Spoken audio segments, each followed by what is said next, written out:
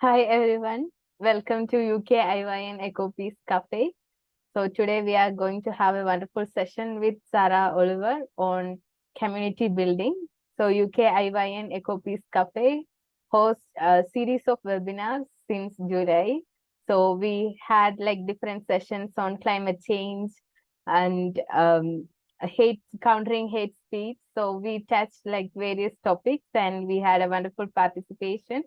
And so this month we are focusing more on creating or building community and figuring out how can we strengthen our community. So today we have a wonderful guest, Sarah Oliver. She is from URI, United Religions Initiative, and she is based in South Africa. So she's a wonderful interfaith peace builder and having more than 10 years of experience in working with interfaith peace builders and youth engagement. So welcome, Sarah. Thank you, Greshma, and thank you, Eda and Cindy and everybody from Religions for Peace UK. It's so great to be here. And yeah, I'm really excited and looking forward to the session. I think building community is just the foundation of what we do. And I know already just by looking at you that we have experts in this room and we are all experts in this topic. And so it's going to be a interactive and engaging discussion. I'm not somebody who gives lectures or talks in that way, but very much runs things in an interactive methodology. So I invite you to engage with me in this way. But particularly at this moment, it just feels like we need to be, pulling our communities together and finding those spaces where we can build trust and unity and connection. And it just feels really, really important. So I'm looking forward to hearing from all of you. And I think let's dive straight in. Can everybody see my screen? I hope you can. Thumbs up. Okay, cool. So very simply, just a sort of arrival question. How are you arriving today? As we land in this workshop and space together, there are multiple animals on the screen that represent different facial expressions and moods. And I invite you to choose which number and place it in the chat if you would. And then we'll hear. So, okay, Natalia's already in there with number 10. Eda, I think that's you, number 8. Oh, Ben, also number 10. Okay, we're going to have to do some energy lifting for those. As number Isaac's there is number 10. And then Daniel's 7 is a 3. Lovely. Okay, great. Does anybody want to just say a little bit about why? Let's hear from who would like to offer us. Issa, you said 3. Do you want to say why you chose 3? Yeah, I said 3 because as I arrived, I was kind of making myself a snack, and I have this piece of bread and I'm kind of like eating and listening, and yeah, it's a bit of a rush today. So I felt like this koala illustrated me perfectly. Great. I love that. Yes. And would anybody else like to offer why? Soumya, do you want to say hello and say why you chose number 5? Sure. I feel like this looks very content, and that's how I'm feeling, even though it's almost 1 here. But I still feel very content, and I look forward to what we have to discuss. And yes. Amazing. Thank you. And particularly if it's almost 1, I'm so impressed with those of you who are like awake at 12:30. I mean, already for me, it's 9 o'clock and I'm like, oh, I'm definitely feeling a little bit towards 10 in terms of it being 9 o'clock, but I'm very much more like a 7, I think, in the sense of very just curious and interested in terms of what's going to happen in the space. But thank you for sharing. A couple of you are saying 2, so Chidera and Greshma. And yeah, do any of you want to say a little bit of why you're number 2, Greshma? Yeah, I'm number 2, and as Soumya said, like it's already like 1 here. So I'm still so energetic, and I'm really looking forward to build like very energetic community. So yeah. Great. And I see Isaac is saying, after my comment, you've changed to number 8. Isaac, do you want to say a bit more? What shifted? Yeah, sure, Sarah. So, I mean, I just, saw the message in the group, which is always a good, a medium of communication. And I was 10, just lying down. I'm like, okay, what should I do now? But yeah, I guess, when I joined in, I can relate more to 8, which I'm like, I don't know, excited, happy. So let's see what we are gonna, achieve from this. So yeah, I'm Great. 8 now. Okay, great. And there's nothing wrong with 10. For those of you who have put 10, like, that's perfect. We want to acknowledge exactly where we are and how we're feeling as well. Yes, But I also Natalia. want to say that 10, it's not necessarily so lazy. It could be more like, also relaxed. It's just, that's how I see it. It's just not necessarily that I'm so tired, though last week was so exhausting, but I feel more like, okay, I'm relaxed to listen. I'm excited actually to learn more about community building, but yeah, I think it's more like, okay, let's chill and listen to you guys. Great. No, thank you for clarifying that. And yes, that's exactly why we interpret these images and pictures in many different ways based on how we're arriving in the space. Does anybody else want to offer? Is there a number? Aparna, you're number 4. I can totally relate to that as well, but I'd love to hear from you. Well, mine is mostly because it's getting really cold now in Scotland. So when it's not just for this meeting, every time I sit down to work, I have a blanket over my legs and my lap pulled so that I'm cozy. So it's mostly to do with the Scottish weather. Okay, no, thank you for bringing that in. Great to know that that's where you are. And yeah, I am not jealous, I have to say, of the weather up north. Here in Cape Town, we've had sunshine and we're moving into our summer and it's enjoyable. Well, okay, I'm getting jealous now then. Great to have you. Yeah, thank you. Anybody else want to offer? Cindy, do you want to say you're 6? Yeah, I have to choose 6. It's got such a trusting face. So as we are, Nice. it has hope and trust all in one. And I'm naive. Great. That community building is particularly important to us. So, I am, that's my look towards you. Lovely. Okay, great. Well, yeah, I want to acknowledge all of these different experiences, and the way that we land and arrive in a space is so important. And it's so important that we are recognizing the diversity of experiences, because that really is the first step in building a community, is knowing that we are diverse and we are coming from different days and experiences and things that have happened in our days. And so I just want to say thank you for showing up and being here, and taking the time to be here no matter what has been happening in your life. Ben, do you want to add your reflection? Yeah, just to say something. Yeah, just to add that the panda can spring into the Kung Fu Panda mode when necessary. Yes. So yeah, it's a matter of transformation, and we can all get ourselves into Kung Fu Panda mode in peace building.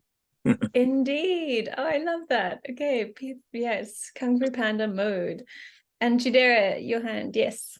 Okay, hello everyone. Sorry, I was having a bit of network glitch, so I kind of sorted it out. I'm coming in as the white beautiful dog, because I hope to learn more and get more knowledge and everything. So thank you. Perfect. Great. Thank you. Well, let's just take a moment as a group to consider all these different experiences. And I'm going to invite you to take a breath and just notice how your breath is at this particular moment. Some of us feeling a little bit tired, some of us feeling wide awake and ready, and some of us moving around, eating, different things happening. And just take a moment to, land and center and be here. And to just notice all the different things that are happening both in our world. We're here on a call with different people from around the world. and we have different cultures and different religions present. So noticing the space that we're in, and yeah, bringing our full attention to this time together. So I invite you just to, with me, take a breath in and out, and in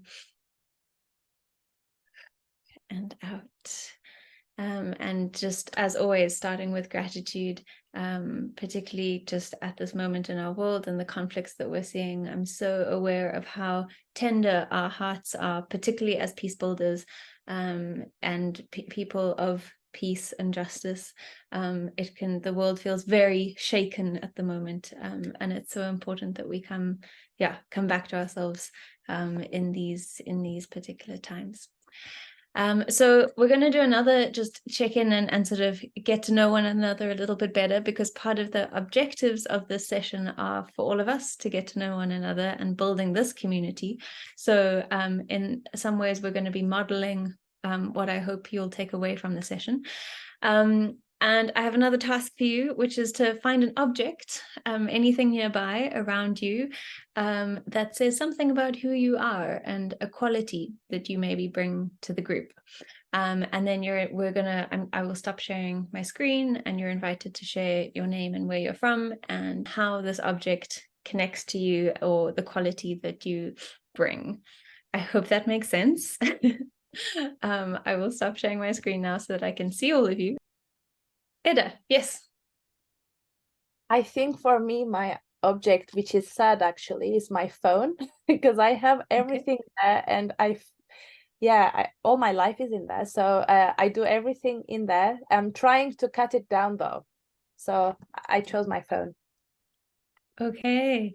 And what would you say as a particular quality? I mean, there's so many that you could pull out from that, but is that about connection? Is it about busyness? What would you suggest? Out of all, I would pick connection, because it's the source that I connect with my friends and family. Is it it's my charger.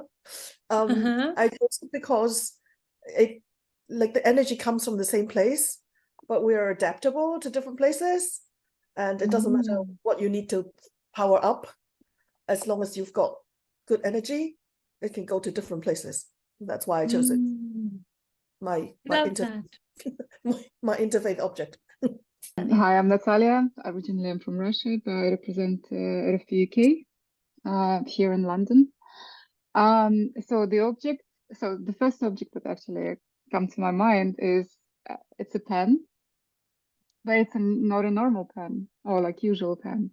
It's something that I use to draw when I do my designs, because my background in designs.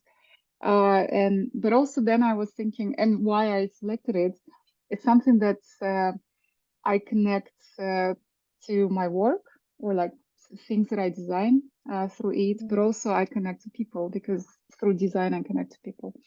But also I was thinking about a cat. So this is a present from Mexico, from my friend. And it's a cat, and actually it represents me. So I'm like a cat who can just be comfortable everywhere, but also it could be so independent in a way. So I don't know, just thought that maybe sometimes I could just be as cats, a little bit aggressive, but also be cozy. So maybe that's what I can bring to this group. Wonderful. I love that. There's the differences in one object. I mean, we're not one thing, right? The coziness and the maybe challengingness as well. That's lovely. Did you want to say something else? No, I just want to. I have in mind who I want to choose. Yes. Choose. Yeah. So it's Danielle. The floor is yours. Yeah, thank you. I actually didn't choose an object. Well, it's an object, but not only an object. It's the object and the subject. It's the plant. Very nice. Yeah. And well, I'm Daniel from Barcelona, and I practice, I facilitate the work that reconnects from Joanna Macy. I don't know if you hear. And these days, starting today, there is this gathering, Gaia gathering, online, and I just invite you. It's free for donation. So I will put the link if anyone after that meeting want to check or the next days. It's an amazing, the word that reconnects. So thank you. And yeah, and I choose Julius.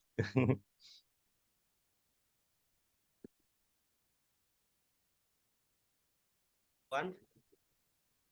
Yes, Julius, we can hear you.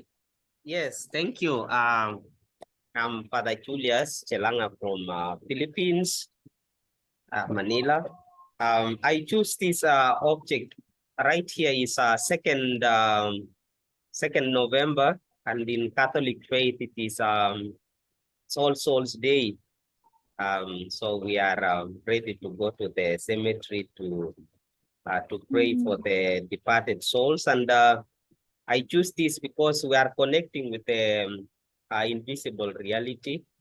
Those are people who are no longer present with us. So, so this is a container of holy water. It's the object that I choose. That we are not only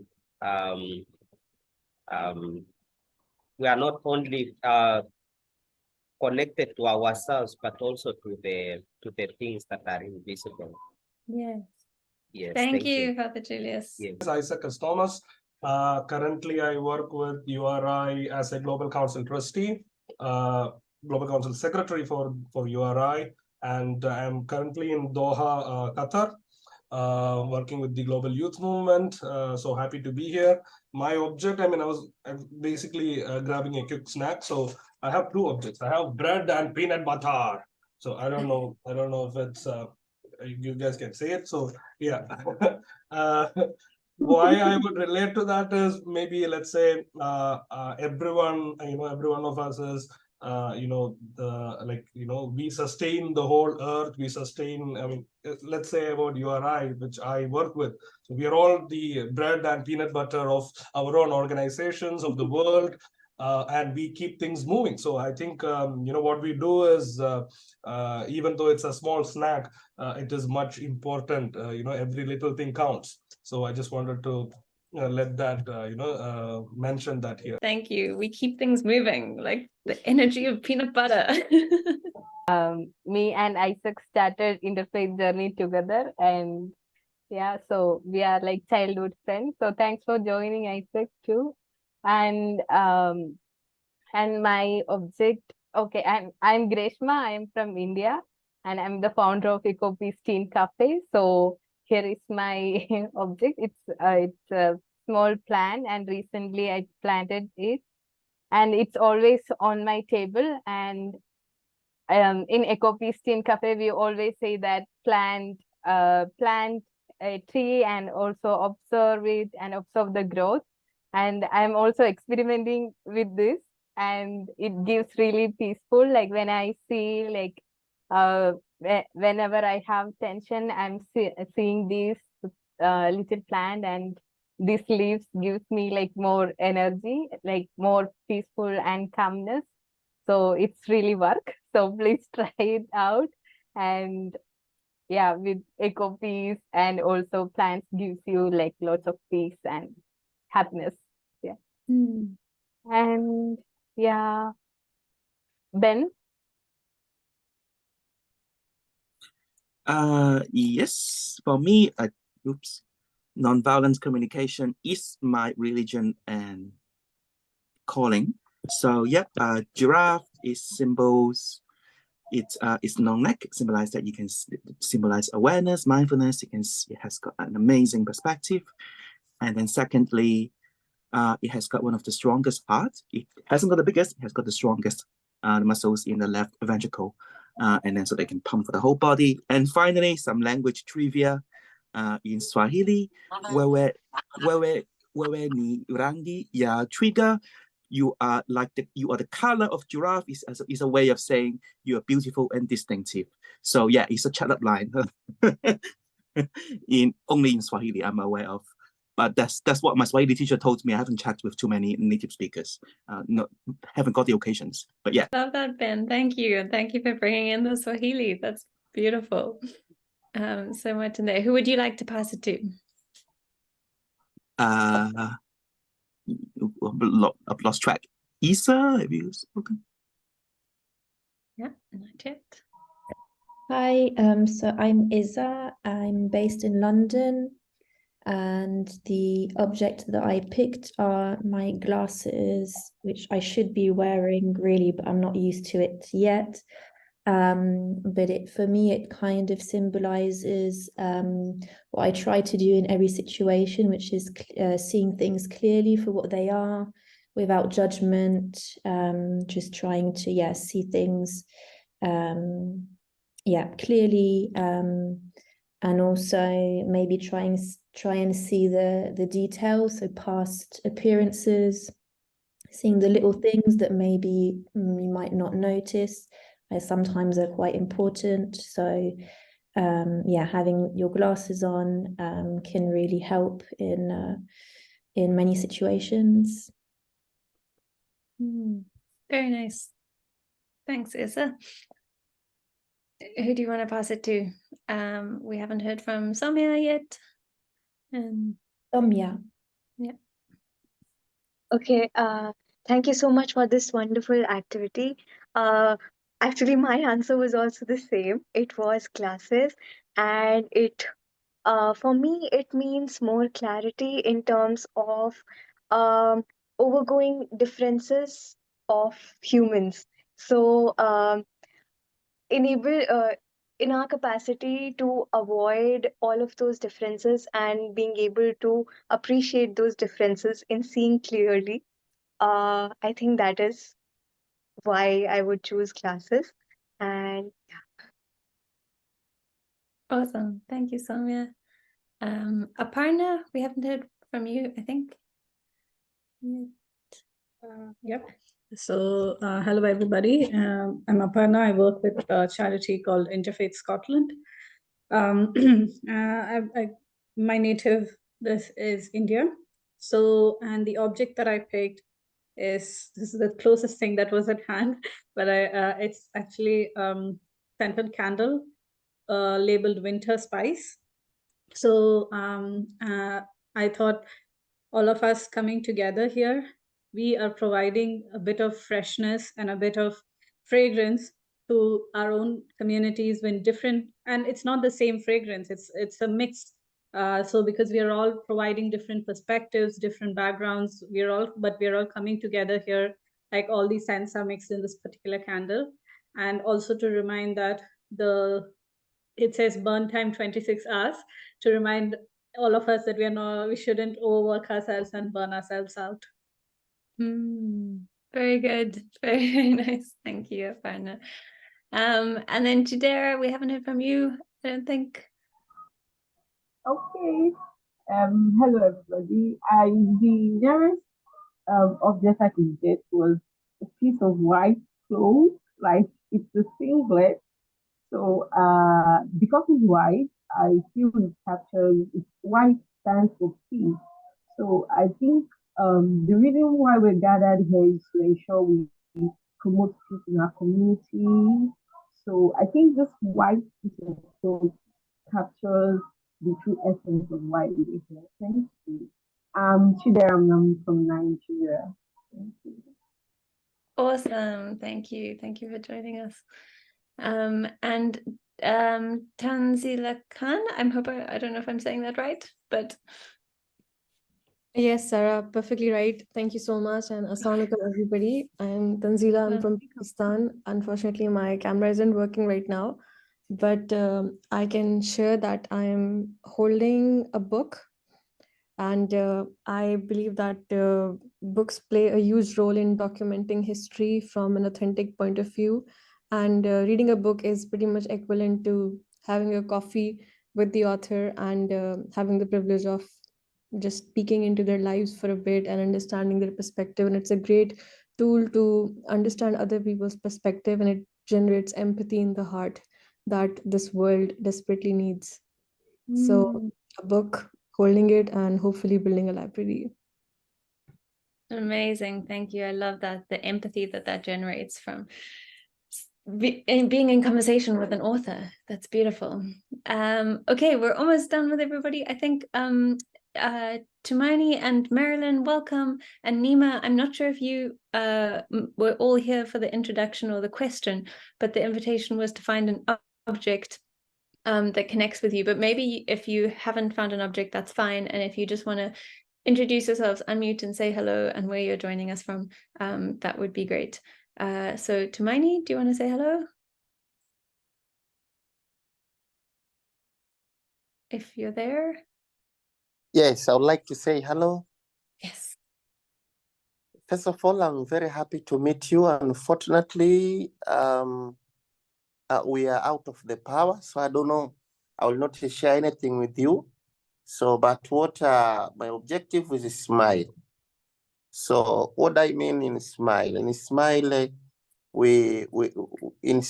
we get what God wants from us. Wherever we pass into different circumstances, like what happened in the people of Gaza and the people of Israel, if you give a smile, it means we show the God creations, but also we show the power of God. So that's my objective, smile. But also, last year, I'm very happy to hear people are speaking Swahili here. And I'm Swahili teacher by professional. So people from Scotland, bravo, bravo, bravo. Ongera sana, karibu kwenye dunia ya Kiswahili. There you go, Ben. If you need another Swahili teacher, Tumaini is there. This is exactly what we're here for. Building community and building networks is, yeah, please do be in touch with each other. And Marilyn, so good to have you here.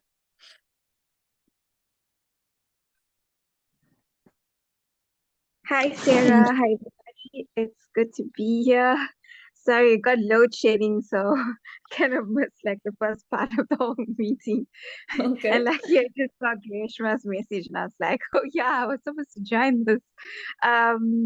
So yeah, it's good to be in this space and to hear the conversations. I think for me, what object would I choose? It would definitely be a light, apart from being in the darkness and load shedding.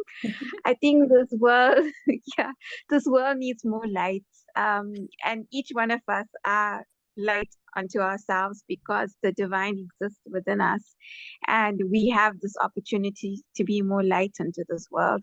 So I think that will be my object, because things look gloomy out there. I mean, there's a lot of negativity, and maybe if we could find that light within ourselves, we could just bring more positivity and love into this world. Beautiful. Thank you, Marilyn. I will just say that my object was a mug of tea, because I drink tea all the time. And but also because a mug is there's something about the holding, both in holding the mug and the mug being a holding object. And I think an important part of what I do is about holding space and holding spaces for groups and people and processes. And so this idea of holding is an attractive one for me, although holding and letting go as is an important process. But that's the mug. So thank you everybody for sharing and being a part of that. Just, it's so good to hear all our different voices and where we're coming from, and what we bring in terms of these different qualities. And while you were all sharing, I was taking notes in the background, and just to show you some of the words that stood out from what you had shared, of who we are. The qualities of awareness and adaptability and being, sustainable, seeing things through, being comfortable, peace, keeping things moving, mindfulness, freshness, light, empathy, connection. What an incredible community, right? Like already, just with everything that you shared as from your introduction, we look at these words and we kind of say, like, wow, like what is possible? Can you imagine the possibilities of all of these people and all of these energies coming together and working together? So just to acknowledge the picture that we've just in this very simple exercise created together, of qualities that you all bring, which is part of starting that process of building community. So we'll move now to a quick breakout group. So you'll be in a group of 2 or 3 with these 2 questions. So we're thinking about building a community. We're thinking about what it means to be part of a group or a team or a community. And there are 2 questions. The first is, what is one thing that you need from others that helps you to feel safe, connected, and willing to contribute to a group? And then what is one thing that you find challenging when working in groups, teams, or communities that can lead to you feeling unsafe, disconnected, or unwilling to contribute? Welcome back. I think that's everybody. Oh, there's Marilyn coming in as well. I know that probably felt a bit short and like there was maybe more that you could offer. And so please do bring what else you would like to offer. If not, everybody got a chance to speak into the bigger group. And we've had a new friend join us. Ben is here. Ben, do you want to just say hello and where you're joining us from? Thank you very much. Hello, I'm from Albania and always I am in this program with your amazing work. Great. Thank you so much for being here. So let's hear. We had, I think, about 4 groups, and the conversation was, when being part of a team or a group or a community, what is one thing that you need from others to help you feel safe, connected? And then what is one thing that you find challenging? I'm curious if there were similarities that came out from your group and what those similarities were as a starting point that you might offer. We saw what was common in our discussion. Of course, we all contributed. The first thing was about respect, that each of us needs a respect in a group. The respect includes listening to each other and respecting the viewpoints of one another. So that is one. And then secondly, commitment. Because in a commitment, it makes everyone to work towards a common goal. And then thirdly is caring for each other. Because when we care for each other, we also feel that we belong to the group. So then the second part of the question was what we find difficult. Actually, we did not have enough time, but one of the things that that we find challenging is the cultures, difference in cultures, because most of the groups are intercultural.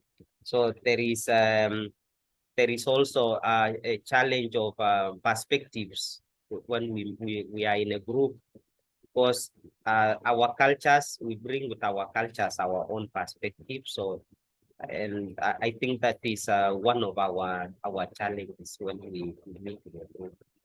Okay, that's for Great. our group. Thank you. Thank you, Father Julius. Thank you for sharing from your group, respecting, listening, the commitment, the care for each other, and then the differences in our culture. And I just, by show of hands, like, did any of those come up in other groups? Out of curious, or were they different? And let's hear what came up in the other groups. So Daniel and I were in a discussion together, and the first thing he said was that would be helpful is empathetic listening. And that really did resonate with me in what would make me feel comfortable in a group. And I also shared that knowing that it is not going to be, it's a no judgment zone, that is quite important for me personally as well. And regarding challenges, it was coming across working in a group of teams is more like, in the sense of unhealthy competition.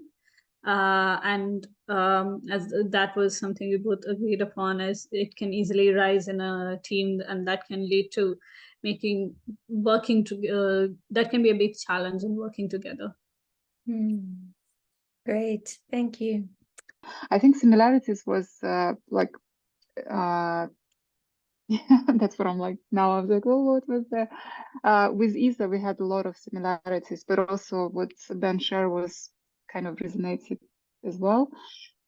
Being designers or from designer backgrounds, it was like being appreciated or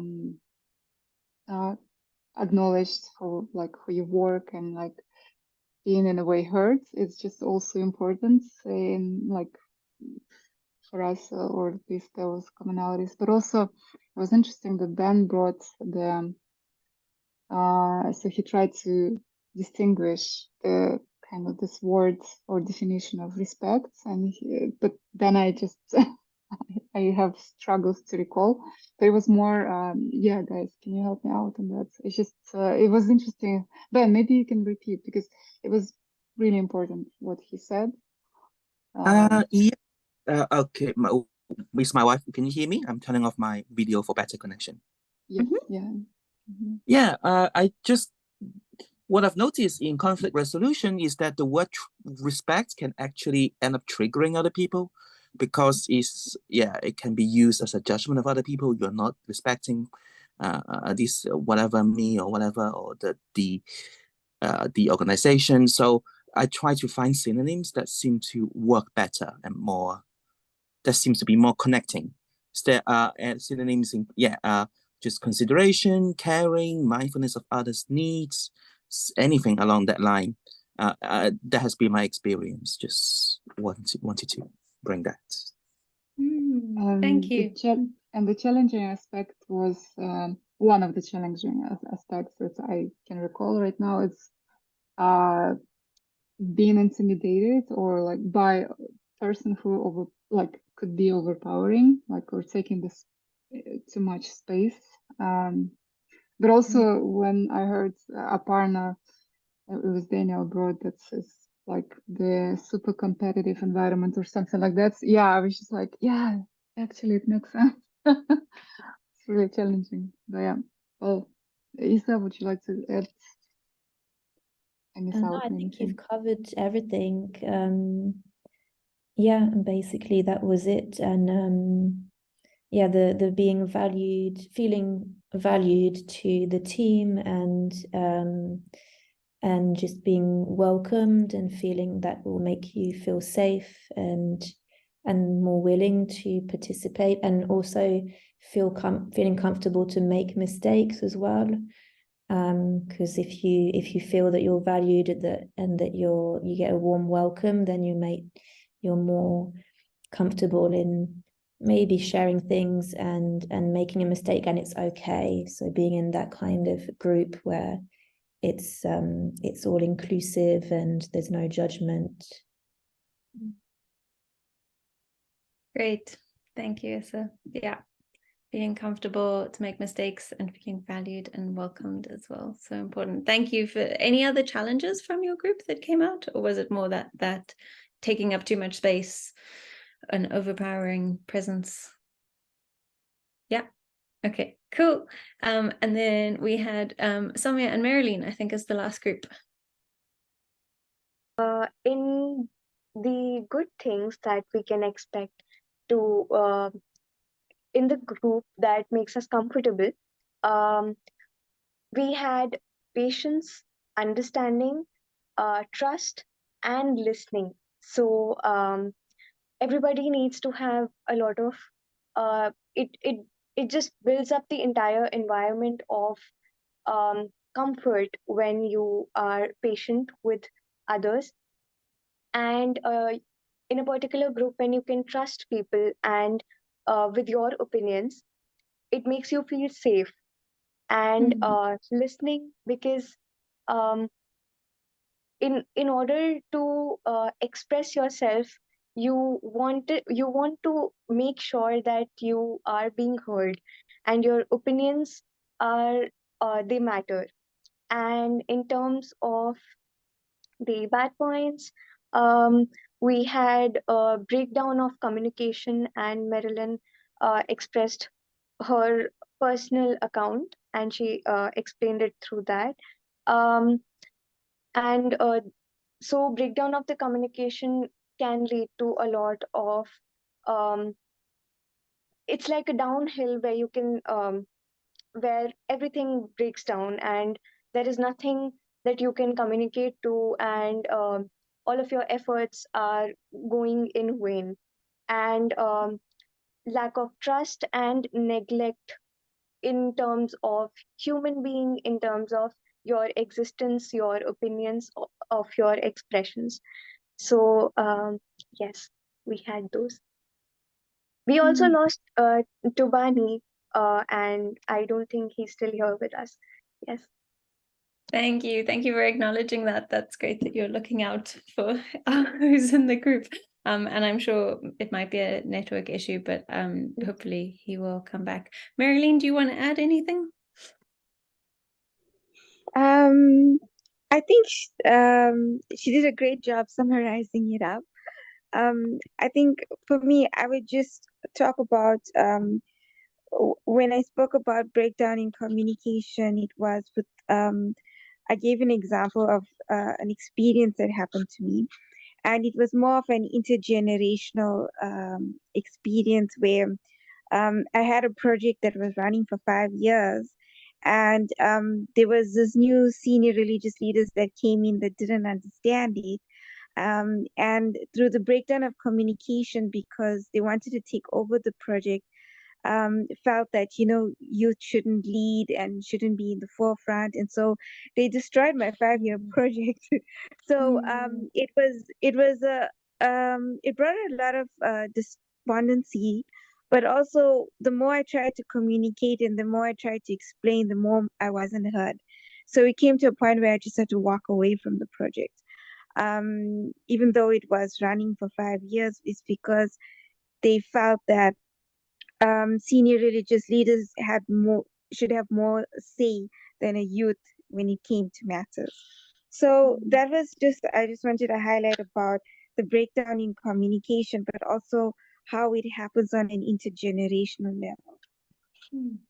Yeah, thank you, Marilyn. So yes, it's not just about communication, but there's more to that in terms of kind of I want to say false assumptions or narratives that people are coming with, whether it be about a younger person or an older person, the intergenerational challenges, the assumptions that we're making about people's abilities or not, and then that can lead to those kinds of challenges as well. So thank you for sharing that story, and just to recognize again how difficult and frustrating and yeah, kind of infuriating and difficult that must have been for you. But a good example of challenges that emerge and are reality.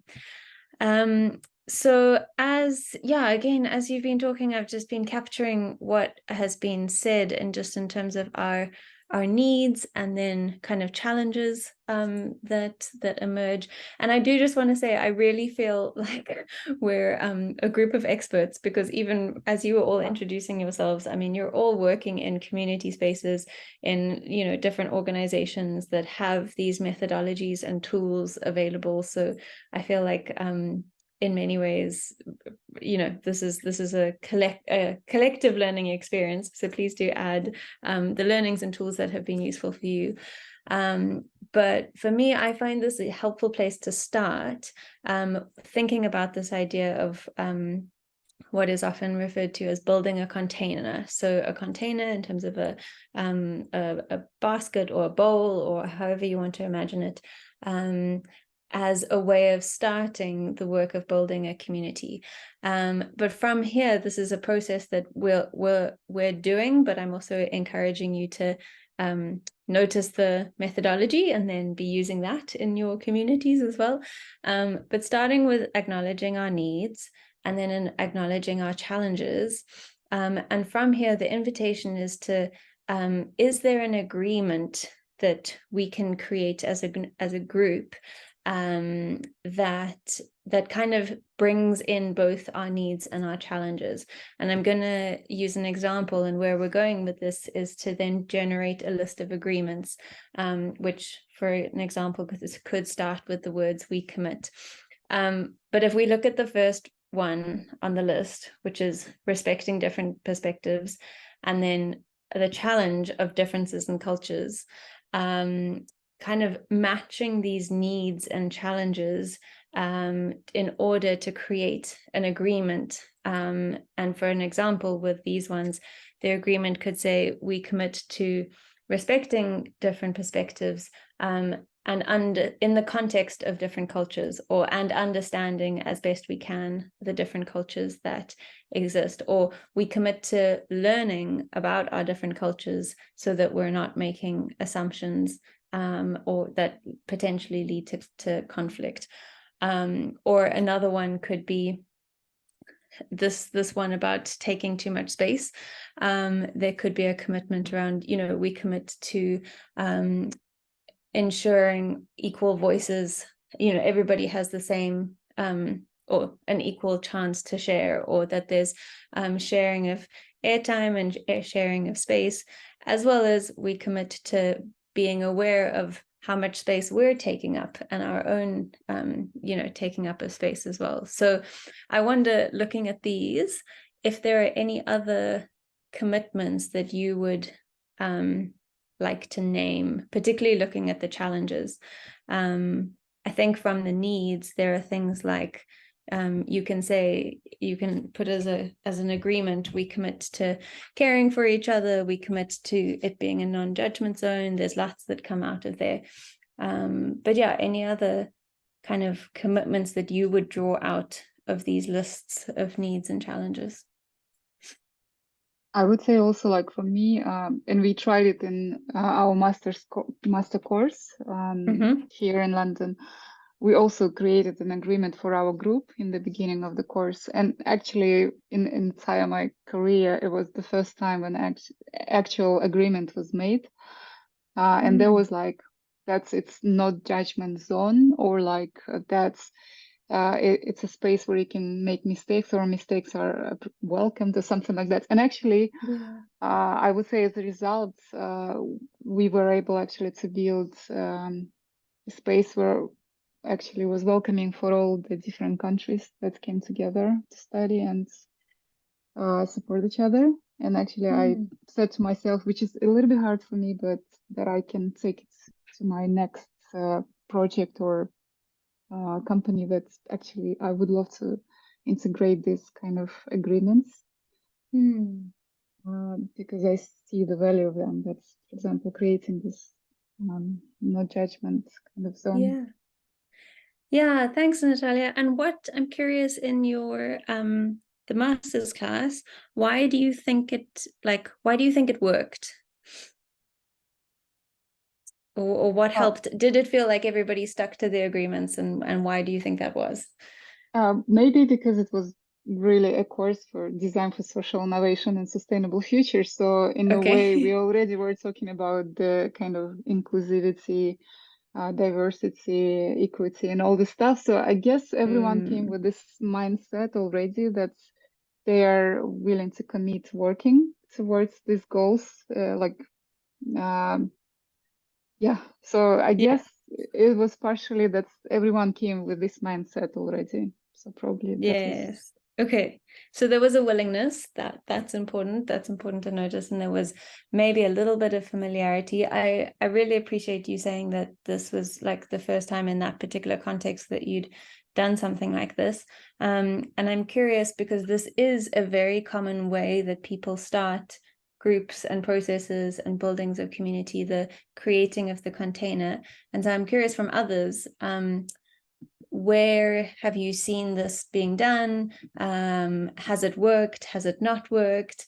Do you use a method like this? Like I said, the kind of next step of this method is generating that list of agreements together. Sometimes in group workshop spaces, you see the list of agreements are put up on the wall already, and then people are asked to add to them. So there are many different ways, and I'm curious, since we've got so many different experiences in the room, what do you think about this agreements sort of step, and what is important, or what are the crucial things to make it work, or where have you seen it not work? I'm asking lots of questions, but just opening the floor to just a conversation around the value of something like this. Issa, yes. Yeah, I haven't actually had an experience before of creating agreements in a group, especially at the start. But I think it's a really good idea, because it kind of, it's something that you can always go back to. So if there is ever an issue that comes up, or uncertainty or something, it's something that you can always go back to, and then it kind of puts you back on track if things do go a bit off course, or if something has been done that not quite aligned with how everyone wants to be aligned, then it's just a good way of being, to refocus on what did we actually agree on in the first place. Yeah, absolutely. It's a way of kind of holding group accountability as well. And particularly when things go wrong, which is what things do, like we said, I mean, there are challenges and conflicts arise, and we'll look a little bit more at that later. But having something that you can go back to and say, these were agreements that we made, can we come back? And also, not to say that these are binding. I'm curious if others have done this in other processes, because I found that it's helpful to name these as constantly emerging and changing, and if the group needs to come back and adapt and change them, then that's fine. Chidera, yes, I see your hand. Okay, I think when a group tries to come together, in religion, there is something we call the sacred and the profane, which covers the do's and the don'ts. So I think when forming a group, there should be a code of conduct that will this code of conduct is not there to intimidate or make the atmosphere harsh. No, it's just a strict, it's just a code, it's just a set of rules that group members are all to follow, and it helps put them in check, and it helps to keep our eyes on the goal. This is what we came for. This is what we agreed to achieve on. So everybody should make sure that we go by them. Everybody should make sure that whatever you're doing, you are actually working in line with everything we've agreed. So I think when 2 or 3 humans gather, there should always be an agreement. That agreement will help put us in check. Thank you. Thank you. You've mentioned some really important words, and I want to offer them as just a helpful learning that I've had over the years. The difference between norms, agreements, and rules, or norms, rules, and agreements.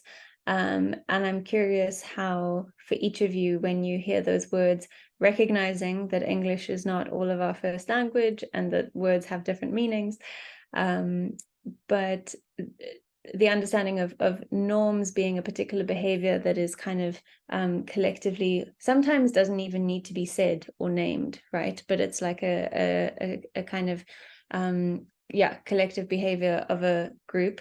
Rules are often more enforced, and so, like Chidera, you were saying, the code of conduct, that can bring a very kind of top-down rule-like language often, which can sometimes turn people away, right? They're like, oh, I'm a bit nervous about a code of conduct. Whereas agreements, there's something about the collective consensus building process to get to those agreements, which means that everybody is invested, right? And everybody's like had a piece in making those happen. So it's just an interesting distinction, those 3 words for me, and where we choose, or the kind of language we choose to support a more collective and inclusive process. But you're so right that when 2 or 3 gather, I liked how you said that, that having naming these kinds of agreements is so important as a starting point. What is this bringing up for others? Anybody? Yes, Ben. I've spent many hours of my life kind of discussing this agreement thing. It is actually even a softer called a group description. If we even can agree to the description of a group, then the agreement can actually sometimes implicit. Even so, that's just so kind of, and then agreement tends to work out very nice, and then was guidelines and rules, and it can get to a bit like a maybe sometimes it's the balance between the needs for autonomy and connection. It's a very complex in my way it's very intricate dynamic. So I tend to promote starting with a description first. For example, I don't even know the description. So and usually it takes a much shorter time to agree on the description. Yes. And when you say description, can I ask, do you connect that with like purpose as well? Would you say, or would you separate purpose and description? I haven't really thought this through. I've seen different versions of it, but it's just starting with some description.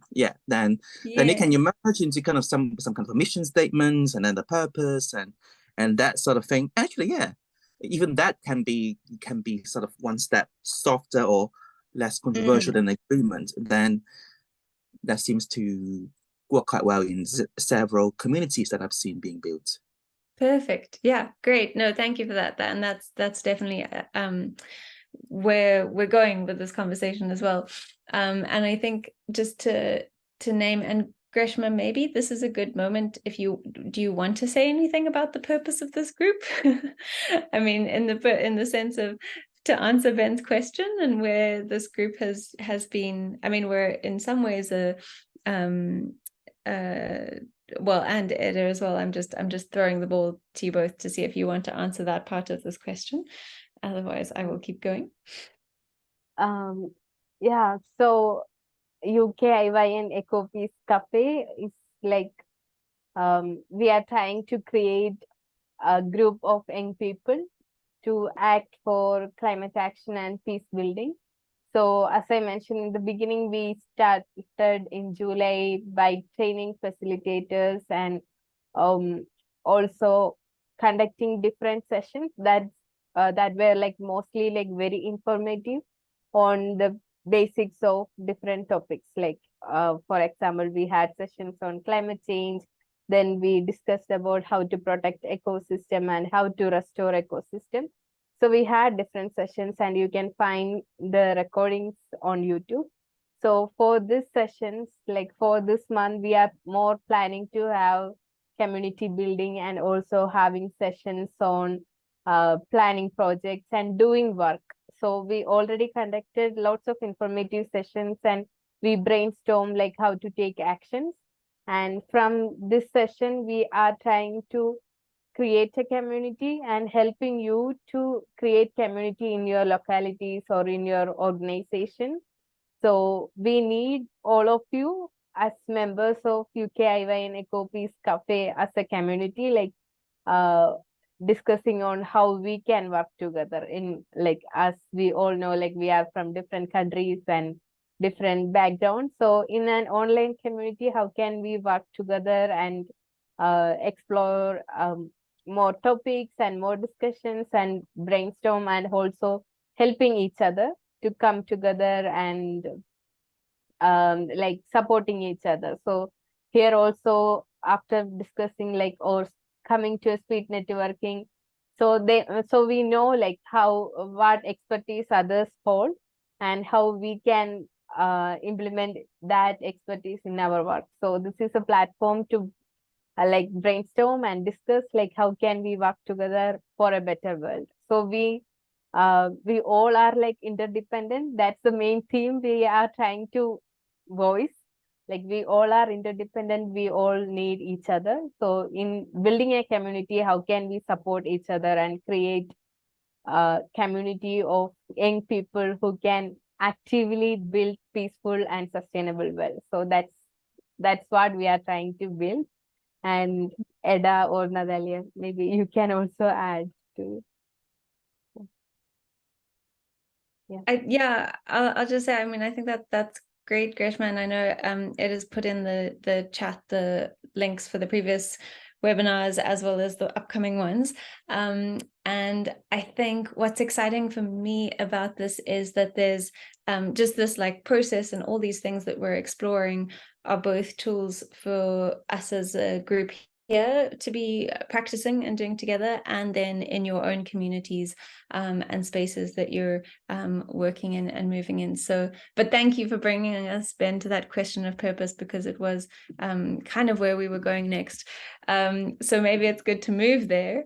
But I'm just as to wrap this up, I'd like to invite all of you, just as a practice exercise, to looking at this list of needs and challenges, to put one sentence in the chat. We'll use the chat to quickly generate a list together, but one sentence of an agreement. So we commit to, using that language, that just as an example, where it's a practice round, but looking at this list together, what is one agreement that you would pull out and offer for the group? Okay, Daniel started us off with a commitment to respect commitments and time, and if not, communicate with time. Yes, that's a very important one in groups, particularly. Commit to treating, from Issa, we commit to treating everyone as equal, whatever your age, status, experience, identity, and background. From Natalia, I commit to contributing towards an environment that's safe and open for mistakes. Yes.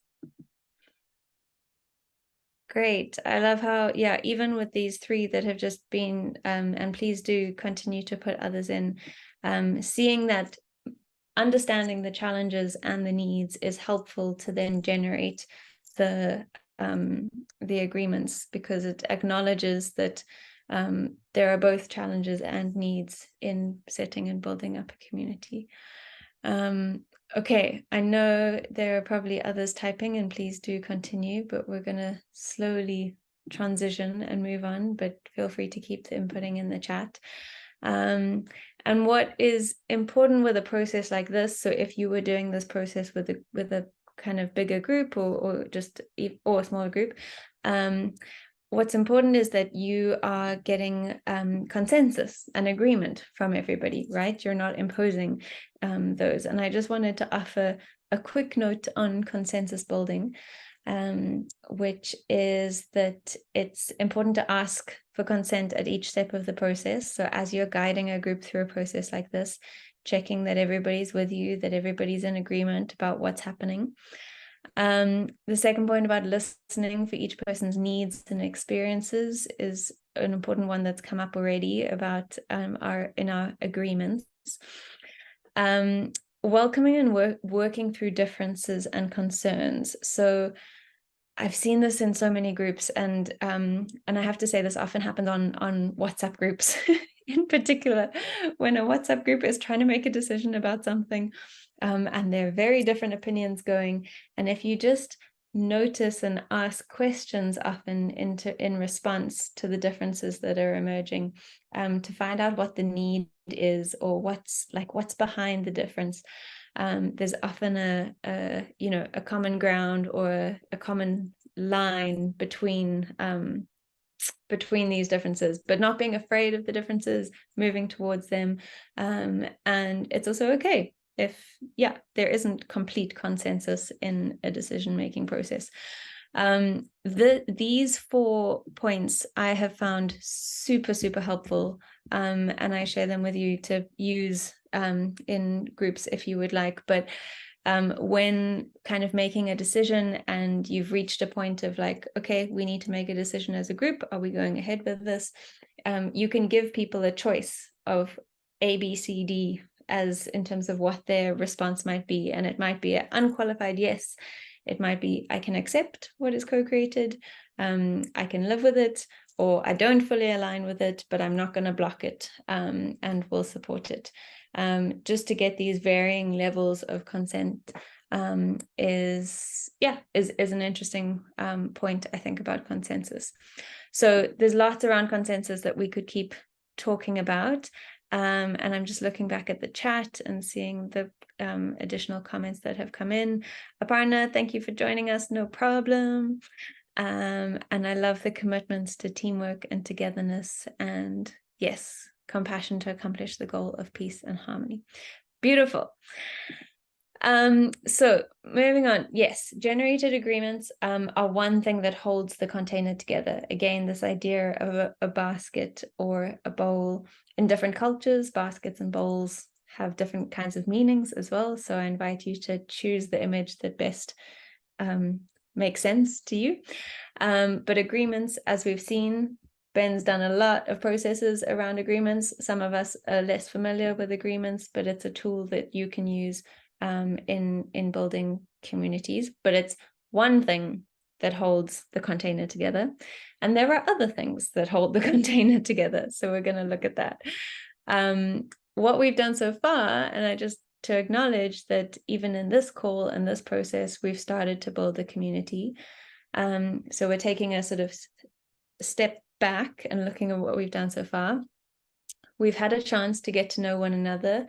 I made sure that each of you had a chance to, if you could, in terms of the microphone and technology, add your voice into the space. That was intentional in terms of hearing from each of you and getting to know a little bit about each of you through a very simple exercise of objects.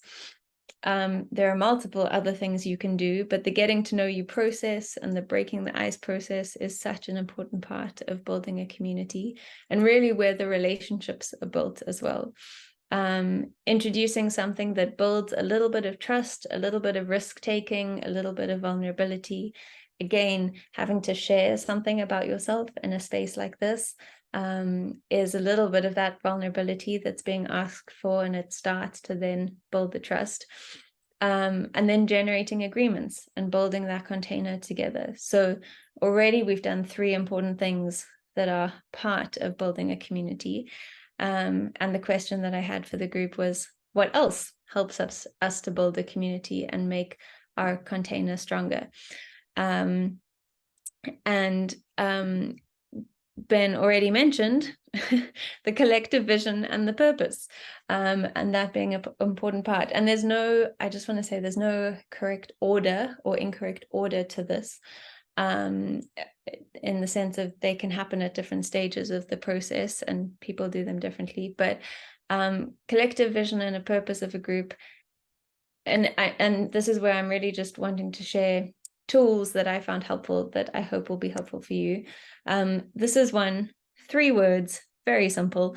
Putting on this side of the sentence the name of your community or the name of your group, and afterwards completing the sentence. So I'm going to use EcoPeace Cafe exists so that ... And Greshma already filled out the sentence for us in terms of offering that definition. And so just in your own mind with your different communities that you're a part of, I invite you to think, how would you complete the sentence? If I think for myself, URI exists so that, or if I think more locally, I'm part of an organization called the Cape Town Interfaith Initiative, and the Cape Town Interfaith Initiative exists so that ... Filling in that sentence is not an easy process. And it's also not an individual process. This is another step where consensus building and group work is really important in formulating our collective vision and purpose. I'm curious if from others in the room who have done things like this, what are other ways that you've generated a collective vision or a purpose with a group? Has this been something you've done, and how have you done it?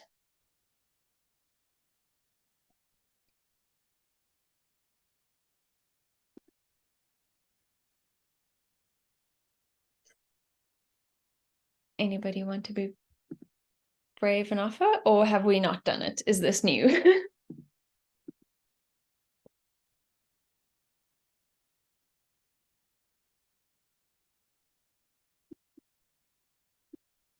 Hello.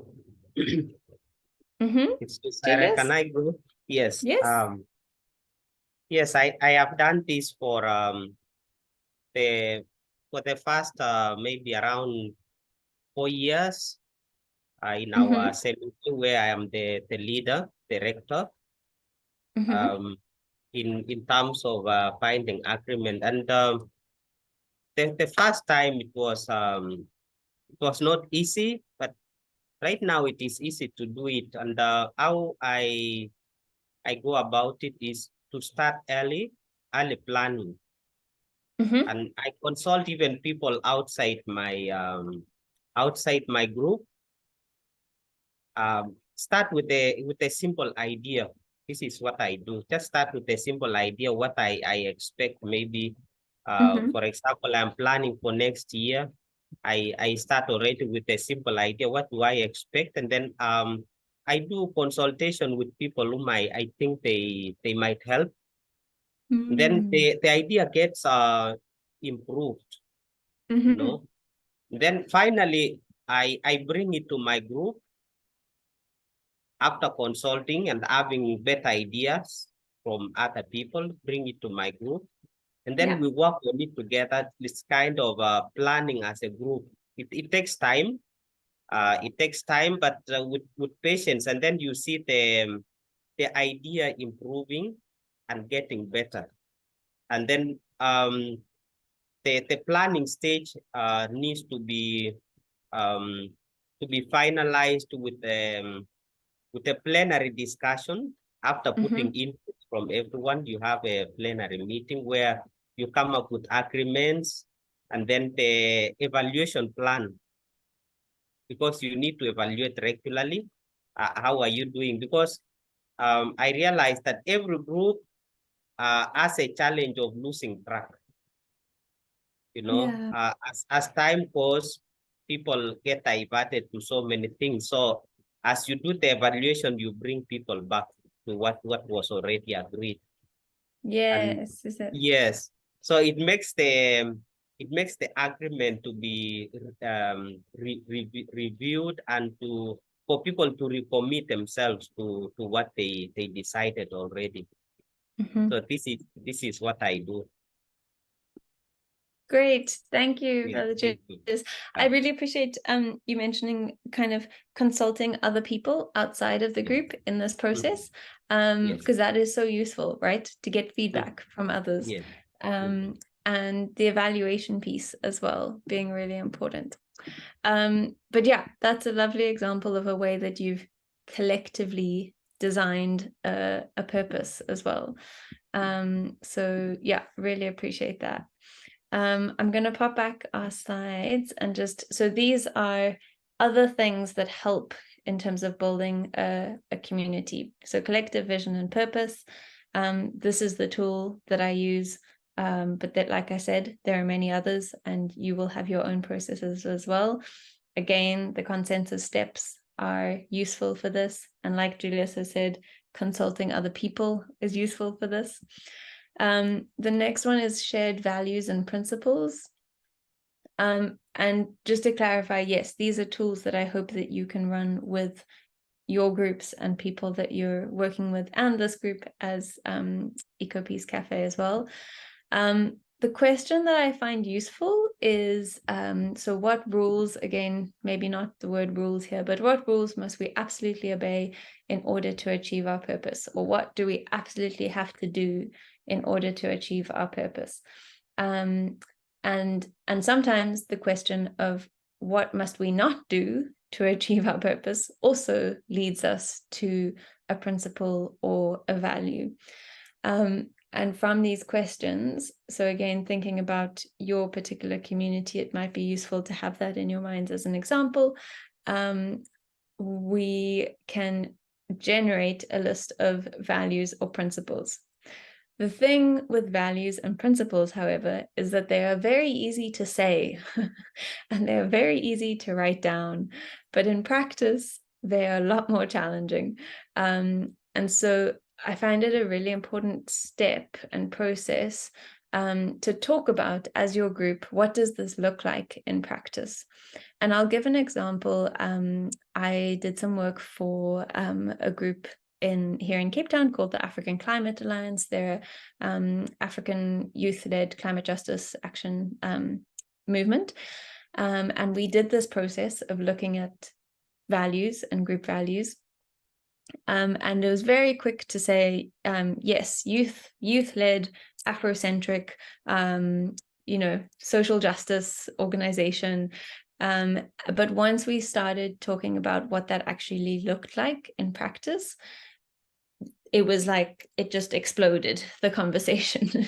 And there were many different opinions and many different views. And particularly, I mean, I recognize that most of you are either in the UK or Northern Hemisphere, but those from an African context will understand just trying to unpack what Afrocentric meant was a very big discussion, and whether we align ourselves with that value or not. So again, a group process.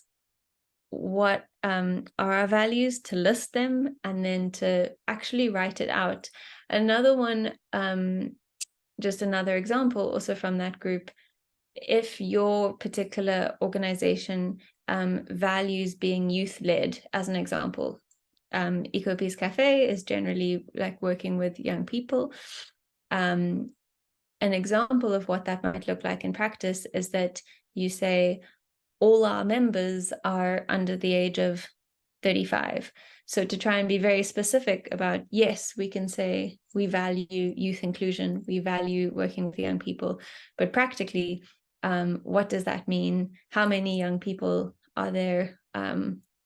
Say if you have a board or a formal structure, trying to be as specific as possible.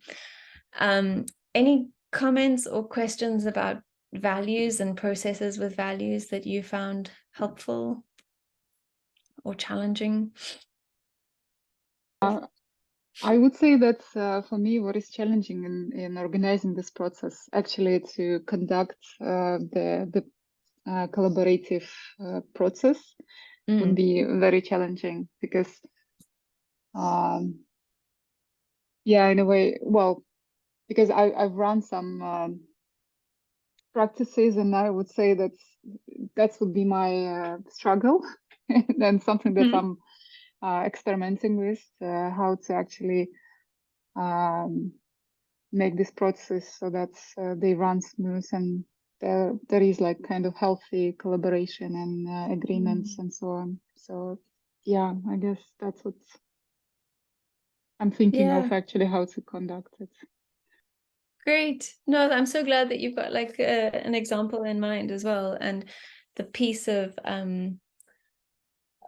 healthy collaborations and how we get everybody involved is yeah, exactly what we're talking about. So if there's a specific, like, I'm curious if there's a specific challenge, we can talk about it as well, with this question of what happens when things go wrong, and what do you do when things go wrong, or when there isn't healthy collaboration, or what are the kinds of responses that are needed. I'm sure there's wisdom in this group to contribute to that kind of conversation as well. So thank you for sharing.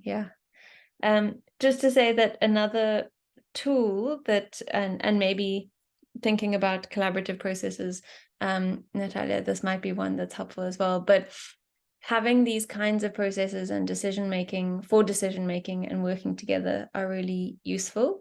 This is one that we've started using in URI recently as well, which is the Darcy model. There are different names for this, so you might know it as something else.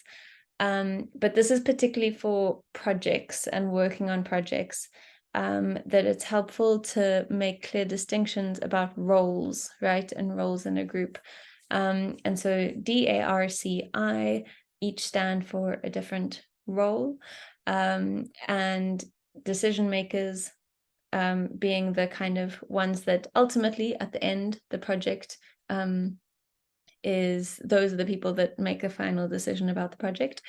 Accountable is those that are ultimately accountable for making the project happen. And it's good that they're often it's good that there's sort of multiple accountable people who can work together, I would say. Responsible, those that are often doing the work, but ultimately they're not the ones accountable, but they're responsible for the project. Then you might have those that aren't involved in the project directly, but they're people that we need to consult with. So like Julius was saying with his process, he went out and spoke to a couple of people before deciding what the purpose of his organization was going to be.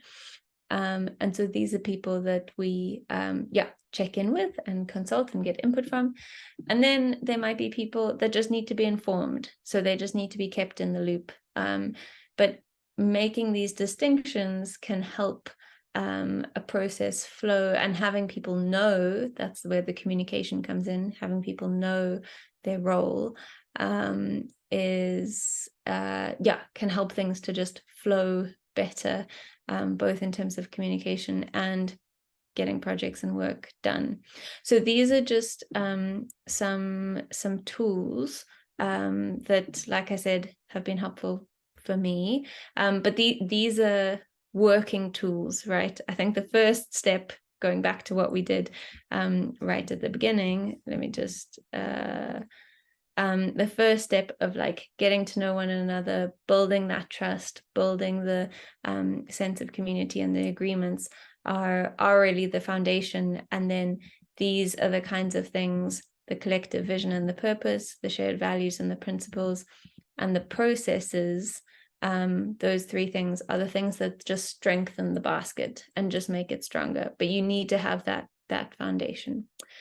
So yes, the next thing I was going to do was, I'm just noticing our time. So what do we do when things go wrong? And for that, I hope you can still see my screen. We were going to do breakout groups, but I don't think we have time. So the conversation was going to be, think of a time when you were faced with a challenge in your group, or where trust was broken, and to ask the question of what happened, and were you able to move through, resolve the issue, and what did you learn from it? So I'll leave that on the screen for a moment, and just in our last 10 minutes, give you a chance to, just reflect on that. And maybe we'll hear from one or two if you have an example and learnings of when things have fallen apart, because as the book title goes of Chinua Achebe, if you've read it, things fall apart. I used to work at refugee camps while I was still in Greece, where I'm originally from. And I remember that we did have different groups of volunteers then. There were like students, which I was one of them. We were there to practice social anthropology. So we were the researchers. And then we did have volunteers from the refugees who wanted to share about whatever topic we would have. It was mostly like icebreaker or kind of engaging more, learning more about each other and building the trust. And I remember back then, but it's something that I always use with my within my different relationships, like friendships, like being a team member at work, or different community groups that I'm involved with, is that being a good listener. First, you need to listen to understand what the opposite person is trying to share with you, is trying to communicate with you, either is a challenge or not. And back then, because I was so passionate, I was more like solution or situation focused, I guess. I remember not being a good listener, but over the time, with my involvement and everything, I think I built that technique, let's say, is a skill that is useful in every aspect of life. So that was challenging. Either it was because we were both, we had different languages, first mother languages. There were so many people from around the world in the camp. That was making it challengeful as well, but also wanting something more than actually listening to the other person was making it challenging, because then there was no outcome. But if you listen first and then perhaps react or take your time in understanding first, but then sharing your comments is always useful. I just wanted to share that after seeing your questions. Thank you. Yeah. It's such a great example. And just that, I feel like we could do a whole nother workshop on listening, and like there's so much to unpack with it. But you're so right that the listening is also, firstly, just really tuning in and listening to what is being said, but also listening to what's not being said often. And I think that's like what's underneath. Again, what is often people have like a position or a statement that they want to get across, but there's often a need or an interest underneath that, and if you can tap into what that is, it's a lot easier to get them connected in terms of the group. And Ben, thank you for sharing the conflict resolution guidelines. That's really, really great. I mean, I feel like we've got a lot to learn from each other, and conflict resolution is such an important process for building communities, and there's so much in that toolkit as well. So very cool to have that. Thank you. Any other examples that come to mind of challenges that you've worked through with groups? Yeah, like even from EcoPeace Cafe. So in the beginning, like when we formed the team, we like even that was like a very diverse group from global volunteers. So that time it was like little bit hard. Like we all like kind of experimenting, and we are like new, and so sometimes it's really hard to communicate with the volunteers and get the task done. And so that time I understood that like the culture is really important, like how we understood and how we take things are really different from each other. So one of my volunteer, like I gave her a task and she couldn't finish it on time. And actually she told me that her dog is not well. So for me, like, okay, like, is it because of that she couldn't do? It's already like 2 weeks. And so I didn't take that serious way. But for her, it's a big thing. So then I didn't respond to her. And then after a few days, I sent her a message again, but she didn't reply back. And so she was like one of the very active volunteers, but I always have this regret, like, okay, I should understand like from her perspective, like how she took it, like how important her pet is. So, but she didn't reply or she didn't come back. Like even I send like gratitude message and appreciating certificates, but she didn't reply to me. But that's a big lesson for me, like for treating like how to treat volunteers and how to understand from other cultures. So sometimes I fail, but I try hard to do again and again. But this is like a big lesson for me. Like when they said, like, for me it may be like a very simple, very small thing, but for them it may be like a big thing, like very big thing. So yeah, Thank you for sharing, Gresham. Again, there's like the listening element, but like really sort of putting yourself in another person's shoes and trying to understand what their situation might be. But totally there are challenges, like when even an act of kindness or an act of, appreciation isn't necessarily met in the way that you wanted to. So very, very real challenges there. So yeah, I just want to say a huge thank you to everybody. We're sort of coming to the end of our time, and there's just really been such wisdom in the group. So I hope you've been taking notes and generating because there's the skill of building communities is very present in this group.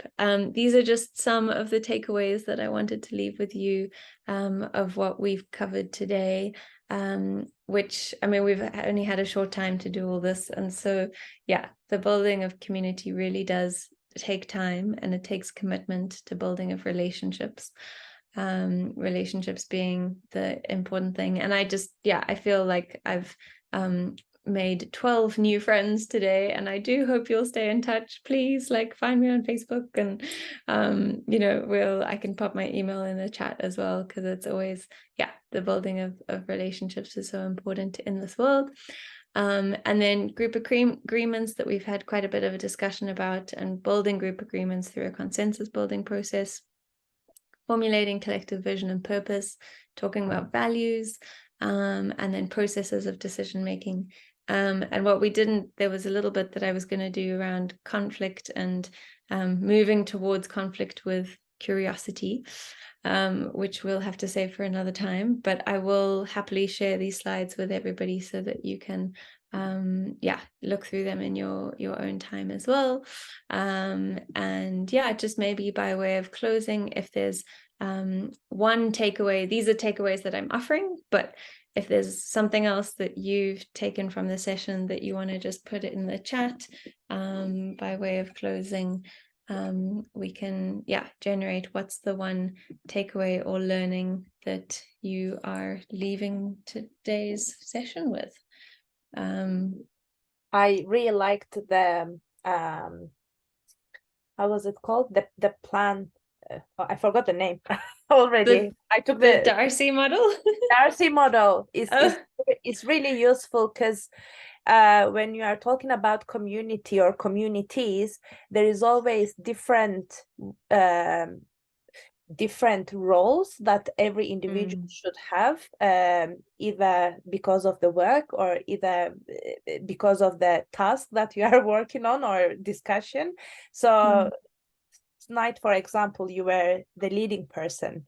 So you may have had different challenges, different learnings, but we as listeners, we were in a different perspective. We were coming with our, experiences or thoughts that we had from different learnings, So that I really like that model. So I will definitely use it and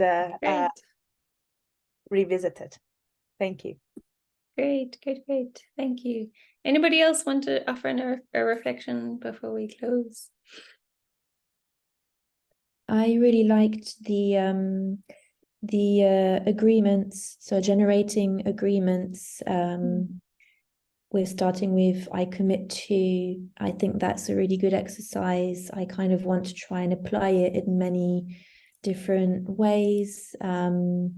Not just work, it can be a lot of things. I think it's a really good way to just stay focused, and a bit like sometimes people have a mantra that they say to each other when they get a bit lost and if you're stressed, and that could be a good way to like have a list of agreements or phrases to go back to, and just remember who we are, what we want to do, and just keeping things clear and in mind. And I think it's it can be very productive as well. Thank you. So I'm so excited to yeah, see where you go with that. And like, I'd love to hear feedback of how it goes. If you do run a session with a group. And Samya's put in the chat that we came to learn about making communities, and we made our own with this beautiful session and beautiful smiles, which I totally agree with. Thank you, Samya, for that comment. So I know there's big plans and sort of intentions for this group as well, and being involved, whether it's as in the role of sort of facilitators or running projects together. So I'll leave that to Ida and Greshma to fill in the details. But just as we close, yeah, big appreciation from my side to each of you for your amazing contributions and work. And I just feel like I said at the beginning, a conversation amongst friends in terms of peace builders and people who are doing incredible work in your communities. So love and gratitude, and thank you for the space. Yeah, thank you so much, Sarah, and for this session. And we learned a lot, and we are taking the DASHI model with us, and we have coming up session on project planning and like how to implement community level projects. So I'm sure this will really helpful for that and act as a guideline for the coming sessions. So thank you once again, and thank you so much to all participants who joined here. And so we really encourage you to watch our recordings on YouTube and follow us on social media, and also please join us for the sessions. And if you are subscribed to our newsletters, you may see that we are also inviting you for a feedback interview, so you can share your thoughts with us and also share how can we improve this session. So we are planning to do more such sessions and also work with you in the future as like facilitators, or like we can host community events together. So please let us know, and please schedule the interviews, and once we will send you reminders again. So please use that opportunity. So once again, thank you so much. And yeah, it's already 2:30 a.m. in India. So yeah, so and I know Soumya is still here with us. So thank you so much. And Father Julius, it's also like November 2nd morning for you. And thanks It's to 5 everyone. a.m. 5 a.m. already. Y'all are amazing. It's 11 p.m. and I'm like, oof, it's time for bed. Okay. Yeah. So yeah, this is the first session after the time change. So we are actually adjusting to the timing. So thank you so much. I don't take much time. So Eda, do you want to share anything? I just want to share my gratitude and how thankful I am that you all stayed until the ending of this webinar. Thank you so much, Sarah, for guiding us tonight and sharing your wisdom. Also, each of you, all your sharings give us so much information and guidance. So we're gonna make sure to include everything in our upcoming recording, which you're gonna receive. Thank you so much again. And I really love this community that we built tonight, and looking forward to seeing each of you at our next webinar. Hopefully you can make it. So please take care of yourselves